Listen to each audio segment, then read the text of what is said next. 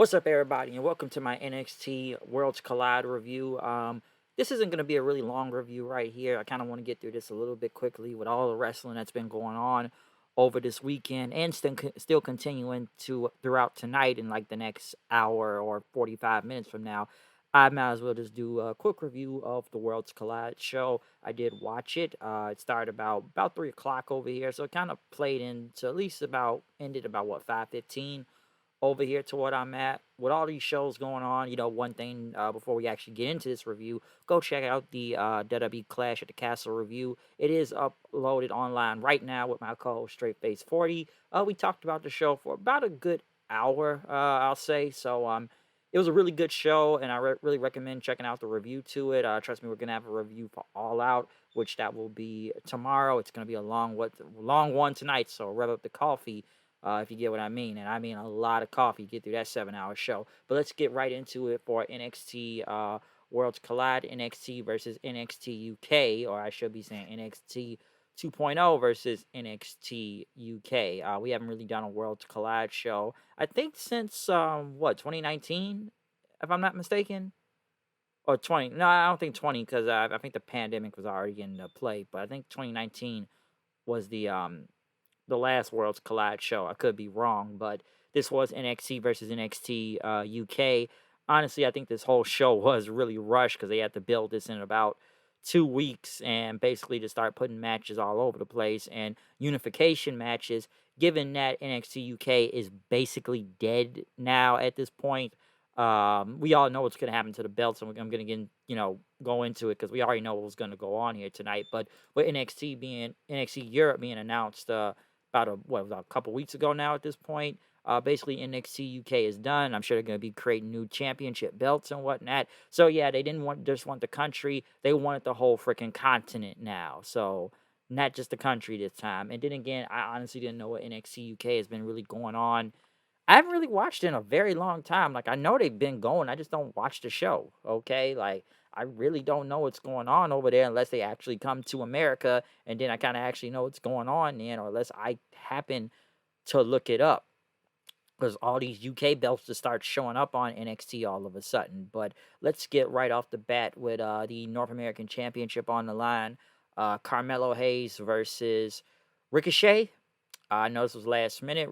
Carmelo Hayes did not have an opponent for the whole Worlds Collide show. And Carmelo Hayes saves the A champion, but since nobody on the UK wanted to face him, or then again, what other type of mid card belts that they could have to actually unify the belts, I don't know. So they end up bringing in Ricochet from SmackDown. Ricochet is a former North American champion, and I gotta say this was a banger to kick off the show. All right, I did like Carmelo Hayes's graphics, like entrance. Basically, it was like the jerseys being hung up of all the people he beat while defending this North American title, like your shirts and what, like jerseys, like the back of it and everything. And that Ricochet's gonna be his next victim and stuff. Hell of a way to kick off the show, okay? Hell of a way. Some would call this a spot fest, and yeah, I could see it given it's Ricochet and Mello, but these guys did really good out here, okay? I like Mello. Ricochet is still good. Don't give that man a microphone, for God's sakes. Just please don't. But they put on a hell of a match to kick off the show. I really enjoyed it. It was surprising at the end. Ricochet was going for the shooting star, but Mello ended up catching him and rolling up in a small package for the victory then. Even, like I said, that shirt showed up then and whatnot. And, he's now the latest victim to Mello. So, like I said, Carmelo Hayes retaining the North American Championship, which, come on, that was expected anyways. But him and Ricochet put on one hell of a match, though, to open this whole thing up. So I enjoyed it. It was what it was. Like I said, you can sit here and call it a spot fest and whatnot, but I enjoyed this, okay? And like I said, they did sell out there, so I'm not going to just say it's spot fest with no selling, okay? So I did like this. Carmelo Hayes continues to impress on NXT. What do you watch it on that? Like I said, Hayes is a name down there. That's the name you actually want to be looking out for. So Carmelo Hayes, really good stuff. Next, they showed Roderick Strong. I guess he was beat up in the parking lot. The parking lot is the most dangerous place in NXT, which everybody gets beat up in the parking lot or kidnapped in the parking lot. You either beat up or you're kidnapped or something happens to somebody in the NXT parking lot all the time. It's the most dangerous place damn near, okay? Not the hallways, not the locker room, not even the ring. It's the parking lot. It's the most dangerous place in NXT. But next was the what was it? Was the NXT titles and tag team titles and the UK tag team titles on the line in a fatal 4-way um elimination match. The Creed brothers, Briggs and Jensen, who are the UK champions, and Creed brothers are the regular NXT tag team champions. Pretty Deadly and Gallus. Basically, Gallus ended up eliminating Briggs and Jensen first, so they were gone. Right after that, the Creeds ended up getting rid of Gallus, then doing their finisher. Pretty Deadly and the Creed brothers were the last ones left in the match. It ended up with Damon Kemp, I guess, was trying to make the save because it was a ref bump then, given that Gallus and Briggs and Jensen came back out brawling with each other.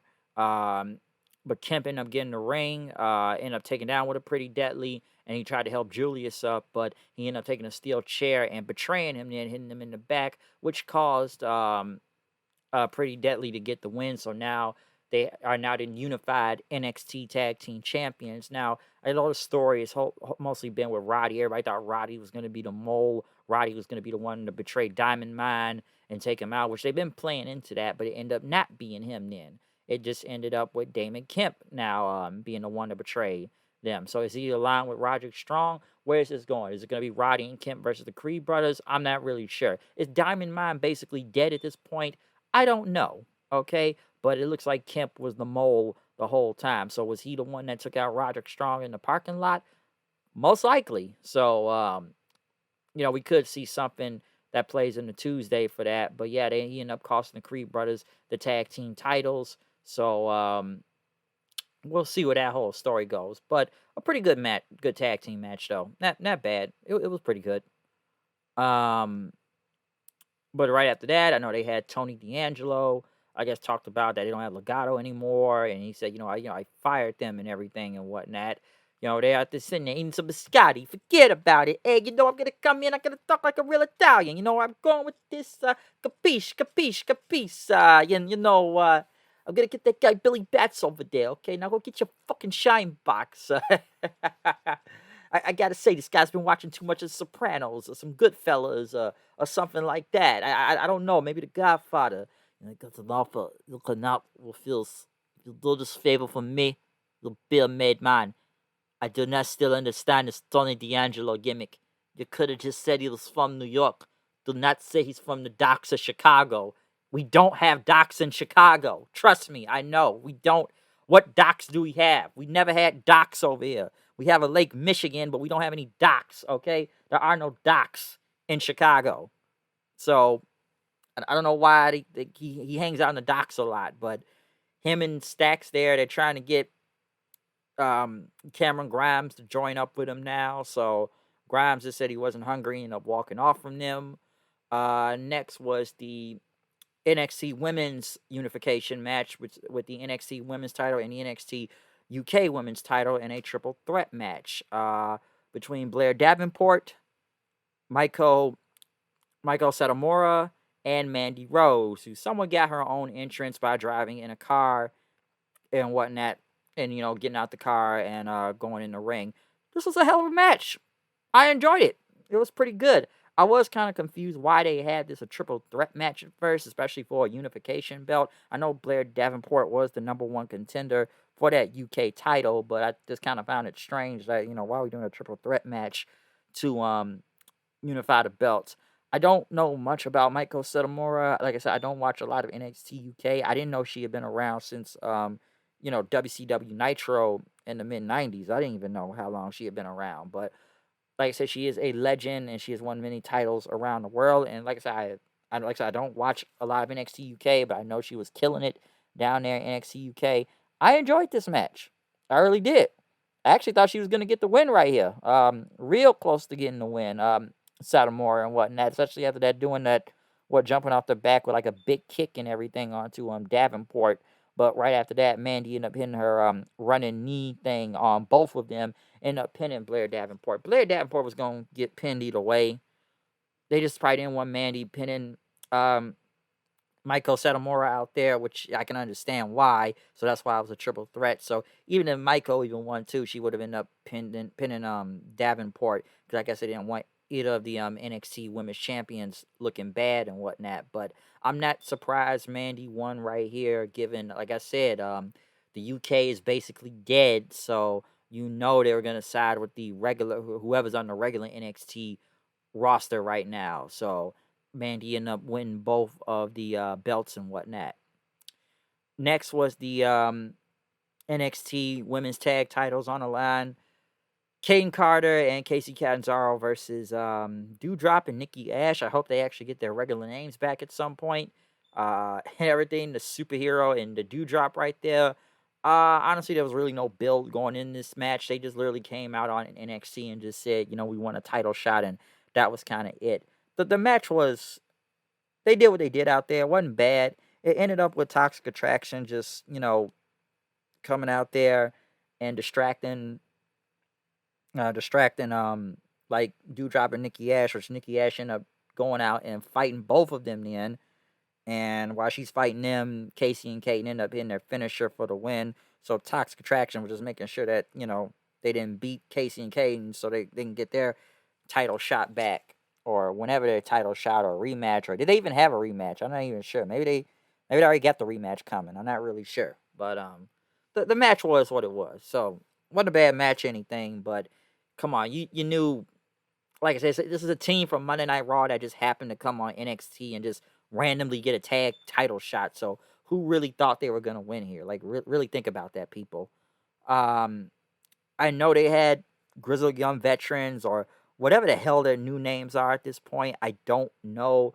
They're selling their little Watchmen smiley face pins and whatnot.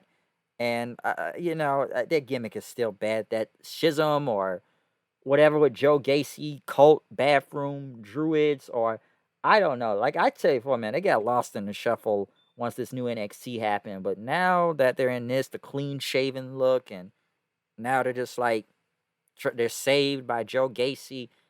I don't know, and like the fake eye thing, and I don't know. I don't even know what to say about them right now sometime. And the Joe Gacy crew, Schism, Dyads, or whatever, it's just bad. Like, you saw that even Tuesday when the fans started saying shut the fuck up chants and boring chants, and how that segment they had with Grimes out there died like 3,000 deaths. Yeah, you don't really want to see it. The Gacy stuff has just been really, really bad. Like, bad. And I feel bad for GYV out there that they're in this. And then they show Grayson Waller talking about Apollo Crews and what he did to him. And he talked about his mom called him and said, you talked about this man's kids and family, his heritage, and tried to blind him. And then basically says his own mom can kiss his ass, and like, I don't need friends, I don't need family. This is the Grayson Waller effect, and I'm taking over NXT, as he said. Someone, I guess, walked behind him, and some red hoodie ended up taking a pin. So I don't know. Maybe that meant something. In the main event, we did get like I said, the main event was for the NXT UK and NXT title. Braun Breaker, Tyler Bate. Breaker making his regular entrance. Tyler Bate, someone getting a special entrance with all the past UK champions, which has only really been like 4 NXT UK champions ever since it began. Okay, from like I said, it started off with Tyler Bate, and then it was Pete Dunne, and then it was Walter, and then it was Ilya Dragunov, and it went back to Tyler Bate. So if NXT is basically dead, it started with Tyler Bate, it's going to end with Tyler Bate. And a hell of a match from both of these two. Hell of a match. Now, did I want Tyler Bate to win? Yes, I did. Did I know it was not going to happen? Yeah, but, still a great match out there in general. I actually thought Tyler Bate did have it a few times, and I would have been surprised if he actually beat Braun Breaker. But we know how they are behind Braun Breaker now in NXT, so I really shouldn't be that surprised. They are, like, heavily behind him, and he's just going over everybody right now, because I'm not gonna lie, when I was like, so Tyler Bates got to take the L to Braun Breaker, huh? It made me roll my eyes a little because like I already knew it was gonna happen, but you know, this was still a hell of a match out there. But like I said, they are pushing Breaker already, but they've been pushing him to the moon. I don't want to say he's got the Roman push yet. Some would think it's the Cena push right now, but they're trying to make this guy a big name almost as fast as possible. Like he's a Steiner, so he's not like he's that bad, but like I said, they have got this guy going to the freaking stratosphere. But he did end up beating Tyler Bate, and he hit the spear for the win. He held up both, like I say, he ended up getting both the titles. Bate put the belts over his shoulder as they hugged and, shook hands, and that was the end of the show. So, hell of a match, though, to end this show, okay? Like I said, these WWE afternoon shows is crazy sometimes watching this in the afternoon, but this was a decent show. It wasn't bad. Basically, the belts are really going to be absolved, the UK titles. That's why they did all these unification matches. The regular NXT was mostly gonna go over. Well, I think they went over all the UK guys. Now I think about it. So these UK Championship belts, they are basically dead. So until they make the NXT Europe belts, I'm assuming the rest of the UK roster is just gonna be sticking around on the regular NXT show. I assume they are until they can get NXT Europe up and running. Don't know when that will be, but I'm sure they're gonna be sticking around on the like I said, they're gonna be sticking around on the regular NXT for the time being and whatnot. So yeah, mostly all these UK belts they're basically dead, and they were gonna put like I said they were gonna put the regular NXT guys over the UK guys anyways. I would have been surprised if Bate won. I would have liked to see that. Um, and whatnot. But it was what it was. Great match overall, and I did enjoy it. So overall, the UK, UK regular NXT, this whole Worlds Collide thing, I know it wasn't really a lot of build, but it was a pretty good show. Just was what it was. Okay, so I liked it. Crowd was really into it, so like I said, going into it, like I knew it was just kind of be like, it probably would be a good show in general, but I did enjoy most of these things. I enjoyed the main event. I enjoyed the triple threat, women's match. Um, I didn't care much for the regular NXT women's tag belts. It was kind of whatever. Hayes and Ricochet put on a great opener.